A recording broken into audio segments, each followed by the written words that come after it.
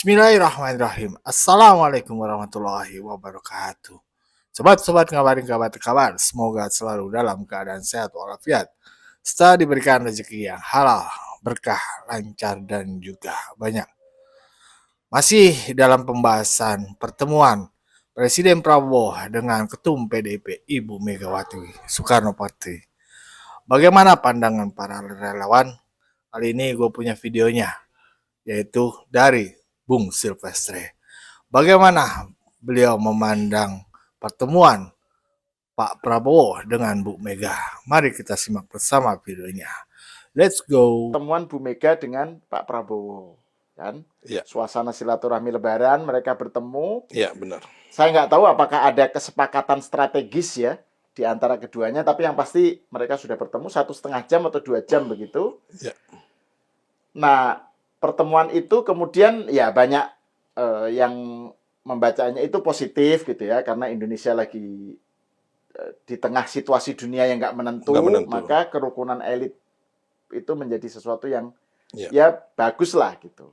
Tapi kemudian kan ada kembangan-kembangannya ya, narasi-narasi kembangannya gitu. Misalnya bahwa pertemuan Pak Prabowo dengan Megawati ini membikin hati Jokowi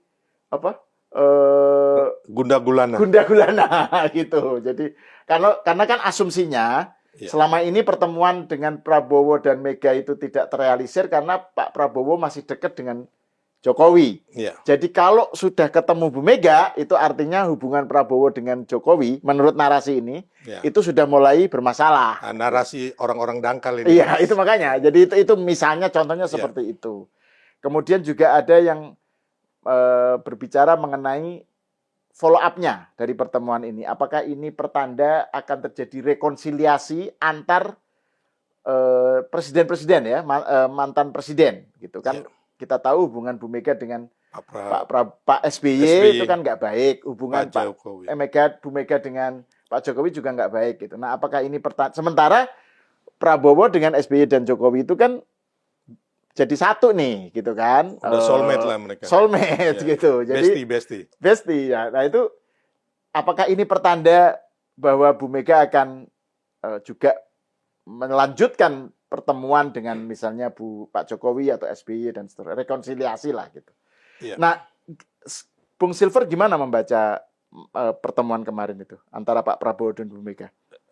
Saya rasa kita berdua dan mayoritas masyarakat Indonesia akan menyambut positif ya, karena kita juga mempunyai pikiran positif. Beda dengan para yang masih sakit hati, masih belum bisa move on gitu, yang hatinya kerdil, ini beda. Betul. Kita dulu nih Mas, bahwa ini adalah suatu momentum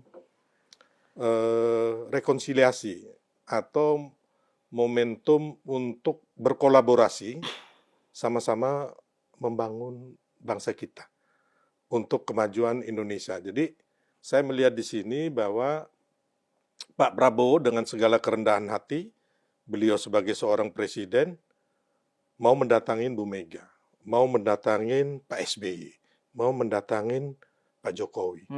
Ini kita melihat bahwa saya kadang-kadang saya melihat Pak Prabowo ini cukup, kita juga akhirnya jadi sedih gitu loh. Respect beliau ini benar-benar orang yang mau merendahkan hatinya untuk merangkul semua. Jadi mungkin ada pepatah yang mengatakan 1000 kawan terlalu sedikit, satu musuh terlalu banyak ya. Kenapa? Yang saya lihat akhirnya memang benar-benar beliau merangkul semuanya. Nggak ada tersisa, kalau bisa dirangkul semuanya. Dan saya mengetahui bahwa ini sudah mulai dari setelah Pilpres ya, Mas. Karena kebetulan kan saya sebagai wakil ketua tim kampanye nasional, bagaimana waktu itu ya cukup tensinya cukup keras waktu pertarungan antara Pak Prabowo, Pak Ganjar dengan Pak Anies ya. Narasi bukan black campaign ya, tapi negatif campaign kalau saya lihat itu sudah sangat-sangat memecah belah bangsa kita. Dan kita di tim kampanye nasional termasuk dengan Pak Prabowo sendiri, memang setelah Pilpres itu menginginkan pertemuan dengan Ibu Mega. Tapi kembali lagi kawan-kawan sendiri yang di PDIP ini kan kita tahu ada beberapa kubu ya. Yang kubu memang benar-benar dendam kesumatnya dengan Pak Jokowi, dengan Pak Prabowo ini eh, nggak habis-habis. Mungkin masih ada nih residunya. Walaupun kemarin sudah kasat mata Pak Prabowo mendatangi rumah Ibu Mega di Tugu Umar kan. Tapi masih ada nih kan yang kayak siapa teman-teman itu yang mengatakan bahwa Pak Jokowi sakit hati. Ya kan, terus nggak, ya intinya mungkin Pak Jokowi badannya nggak enak lah. Ya kan, sakit perut dan sebagainya, sakit gigi. Dan menurut saya itu ya kalau apa ya, anak-anak bangsa yang kerdil gini memang tabiatnya begitu. Tapi kalau kita, saya juga intinya bahwa saya juga beberapa kali mungkin di media atau mana-mana, contohnya waktu zaman Pak Jokowi, saya minta menteri-menteri PDIP untuk mundur kan. Nah itu kan dari saya juga. Terus saya membalas narasi mereka, fitnahan mereka, ejekan mereka.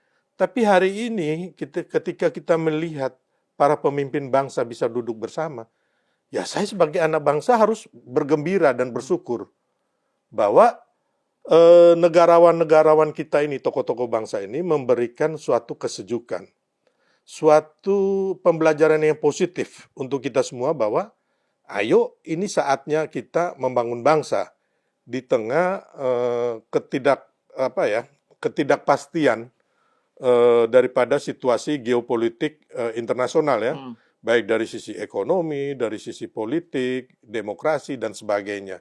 Dan memang tantangan ini cukup besar, ya, dan harusnya memang harus berkumpul. Jadi malahan kalau saya mau minta lebih nih, setelah Pak Prabowo dan Bu Mega, kalau bisa duduk bersama lagi dengan Pak SBY dan Pak Jokowi, gitu, Mas. Atau bila perlu dengan termasuk wakil-wakil presiden yang terdahulu lah. Karena apapun mereka, beliau-beliau ini adalah tokoh-tokoh bangsa. Harusnya memberikan inspirasi buat kita-kita ini, anak-anak muda dan juga anak cucu kita. Itu yang paling penting. Nah, jadi apa yang saya kembali lagi, saya apresiasi juga kepada Ibu Mega tentunya yang sudah mau menerima lah, ya kan, kedatangan Pak Prabowo, dan terlebih kepada Pak Prabowo sendiri, saya lihat beliau ini benar-benar meninggalkan egonya, meninggalkan meninggalkan segala macam protokoler dan sebagainya, agar benar-benar kita ini bersatu membangun bangsa, ya kan? Bagaimana kemarin juga teman-teman juga, pokoknya semua stakeholder baik yang tiap hari memfitnah, mengkritik, itu tuh kalau bisa dirangkul begitu, Mas. Jadi menurut saya ini adalah momentum rekonsiliasi dan juga momentum kolaborasi untuk bangsa kita, agar bangsa kita ini tidak terpecah belah atau terpolarisasi, ya kan? Kan ini semuanya udah selesai nih, ya kan? Presiden udah ditetapkan, bahkan beliau baru kira-kira 150 hari memerintah. Terus ada, ya menurut saya semacam badai lah.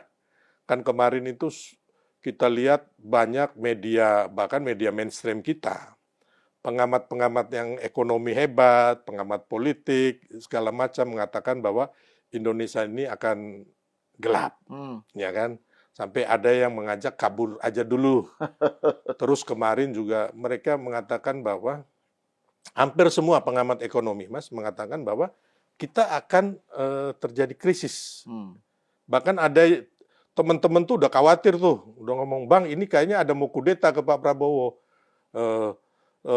Terus nanti yang naik Gibran. Saya bilang, kalian sakit ya, saya bilang. Kalau mereka mau kudeta ini dua-duanya ini. Walaupun dasar hukumnya nggak jelas, ya kan? Tapi dari agitasi dari propaganda negatif, ya kan, propaganda busuk, termasuk dari opini-opini yang nggak benar lah. Mulai dari kemarin yang masalah ekonomi kita katanya eh, jelek gitu loh. Terus mereka juga cerita mengenai daya beli yang menurun, ya kan Mas? Nah, kalau saya, makanya ini hampir semua loh pengamat ekonomi yang hebat-hebat yang lulusan luar negeri, ya kan? Terus media-media yang hebat kayak Tempe itu Mas ya, dan sebagainya itu mereka menarasikan bahwa Indonesia ini akan hancur-hancuran nih.